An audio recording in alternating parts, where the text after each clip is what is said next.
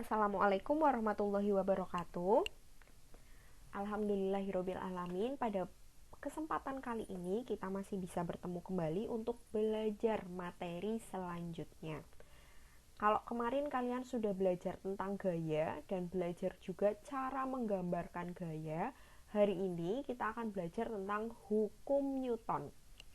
Hukum Newton itu belajar atau membahas tentang apa? Kembali lagi ke tadi. Ini, kelembaman atau inersia benda juga dipengaruhi oleh massa benda. Makin besar massa benda, makin besar inersia sebuah benda. Contohnya, ketika kalian dorong mobil sama dorong sepeda, itu tuh berat mana? Berat mobil ya, susah mobil ya daripada sepeda. Nah itu karena massa mobil lebih besar, kecenderungan mobil diam, mempertahankan posisi diamnya itu jauh lebih besar. Jadi ketika kalian dorong mobil sama dorong sepeda, yuk gampang dorong sepeda karena massanya lebih kecil. Lagi, kalau ada mobil gerak atau mobil jalan sama sepeda jalan, kalian berusaha untuk memberhentikannya. Kalian ngadang-ngadangin, kalau bahasa sininya, ngadang-ngadangin, memberhentikan mobil ataupun sepeda. Kira-kira gampang mana? Gampang sepeda ya, karena massa mobil itu lebih besar kayak gitu. Jadi massa mempengaruhi inersia sebuah benda. Nah, terus apa hubungannya inersia dengan hukum 1 Newton, Bu Uhti? Hubungannya adalah ini.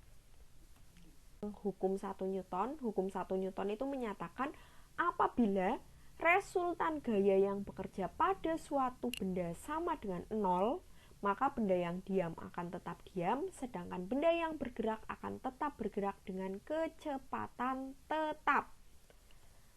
Nah, ini rumusnya. Sigma F sama dengan 0 untuk hukum 1 Newton. Nah, sekarang masuk ke hukum 2 Newton. Hukum 2 Newton itu Nah, hukum 2 Newton ini gini. Ketika ada buku di atas meja, itu kan sigma F-nya sama dengan 0. Tapi apabila buku tersebut Bu Uhti tarik dengan gaya F, kan berarti gayanya ada yang ke bawah yaitu gaya berat, ada yang ke atas yaitu gaya normal, terus ada yang ke kanan yaitu gaya tarik tadi oleh Bu Uhti. Jadi bisa Bu Uhti bilang sigma F-nya tidak sama dengan 0 lagi ya. Ketika ada gaya luar yang mengganggu atau yang diberikan oleh benda, diberikan kepada benda, diberikan kepada benda, misal buku ditarik gaya F ke kanan oleh Bu Uhti, buku tersebut akan bergerak ya. Buku tersebut akan bergerak dengan percepatan tertentu. Nah, hal ini pada kasus ini maka tidak lagi berlaku hukum 1 Newton, tapi berlaku hukum Newton. Nah, ini. Hukum 2 Newton itu menjelaskan tentang gaya dan percepatan. Jadi apabila ada gaya luar yang mempengaruhi gerak suatu benda, maka akan timbul percepatan. Atau kalau bicara tentang percepatan, maka erat kaitannya dengan GLBB. GLBB itu cirinya gimana?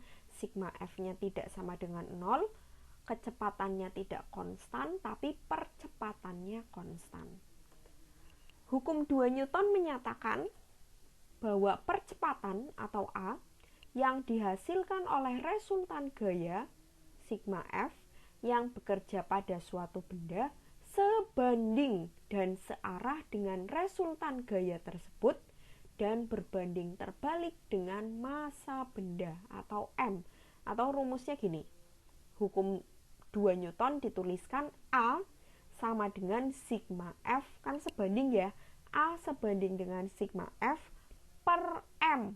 A berbanding terbalik dengan M, atau biasanya dituliskan lebih gampang sigma F sama dengan M dikali A. Jadi ini untuk rumus hukum 2 Newton. Hukum 2 Newton itu ya kalau kondisinya seperti apa? Kalau kondisinya ada gaya luar yang mempengaruhi gerak benda. Jadi berlaku hukum 2 Newton, di mana sigma F sama dengan M dikali A. Lalu bagaimana dengan hukum 3 Newton? Hukum 3 Newton itu menjelaskan tentang gaya aksi reaksi pada benda. Gaya aksi reaksi hanya terjadi jika sedikitnya ada dua benda saling berinteraksi. Nah, hukum 3 Newton menyatakan setiap ada gaya aksi yang bekerja pada suatu benda, maka akan timbul gaya reaksi yang besarnya sama, tetapi arahnya berlawanan. Sifat-sifat gaya aksi reaksi adalah sama besar, terletak dalam satu garis kerja, berlawanan arah, dan bekerja pada dua benda yang berbeda. Nah, secara sistematis, hukum 3 Newton, ini bukti salah ketik ya. Hukum 3 Newton dituliskan sebagai F aksi sama dengan min F aksi reaksi. Kenapa minus? Tadi arahnya berlawanan. Contoh